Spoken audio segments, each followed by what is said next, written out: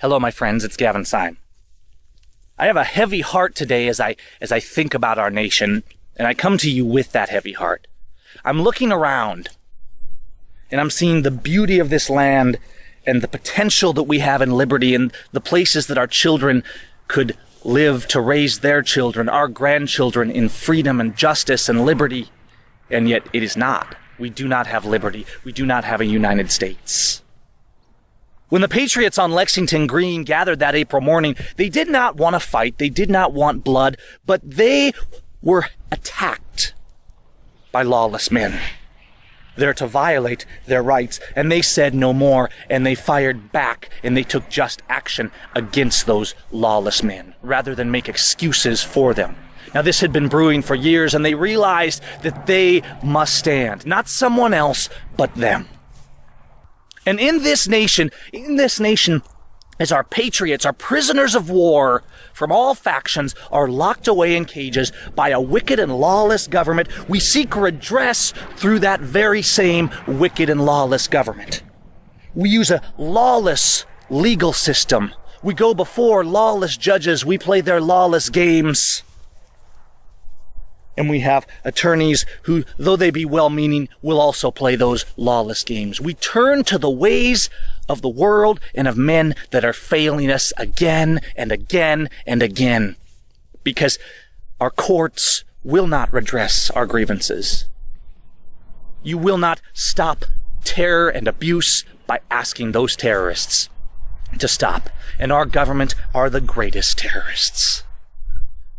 It falls to us to stand on principle. And I see these Joshua trees back here, and I think of Joshua and how when he went against the great city of Jericho, he did not use the great armaments of men or the tactics.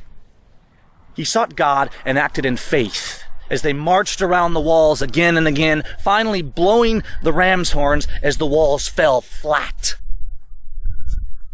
And they had victory that day. But they did not have victory through the ways of men. They had victory by faith, but that faith required action, not mere words, because otherwise it was not faith at all. Friends, we don't have faith. We're using the world's system and the world's ways. We're looking to the world's courts to redress our grievances when we are under a mighty tyrant that we call government. We are impelled to separate from this tyranny.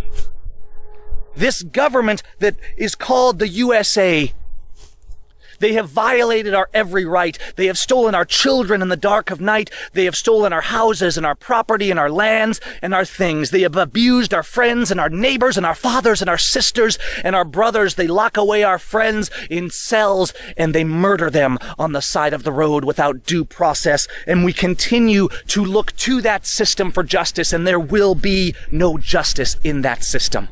We have groups and factions, oath keepers, saying when the day comes, we will stand. But the day has passed already. They draw our blood. They lay us in the streets. They abuse us in their torturous prisons. And yet the oaths are still not honored. The standard is still not upheld. We need to be the standard. We are not standing because we refuse to get on our knees before Yahweh, as so that we can stand boldly on our feet before these wicked men.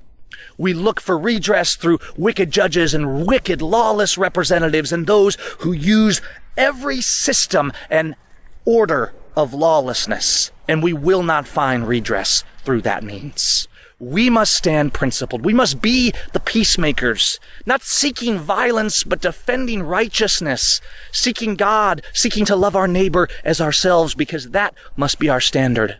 But we are impelled by all of these reasons and more to separate ourselves from this government, from this lawless, disorderly conduct of this nation and its system that calls good evil and evil good. We are impelled to be separate and to seek God and to love our neighbor and to seek justice and to seek principle. And until we do that, defending the liberty of all from conception to grave, until we stand principled and stop using the tools of our enemy and expecting that they will work without faith in God, we will not have liberty. We must step up, America. if we will have a refuge in liberty for our children who now wear the shackle of a slave because of our apathy and inaction. And so you need to ask yourself, will you start clogging up the gears and stopping up the tyranny and breaking down the walls, seeking the God of heaven so that these walls of tyranny may fall flat? Or will you continue to pretend that you honor your oath and love liberty and love justice while you do nothing and while you honor the wicked who do nothing? For the Proverbs 17 says that to justify the wicked is an abomination to God.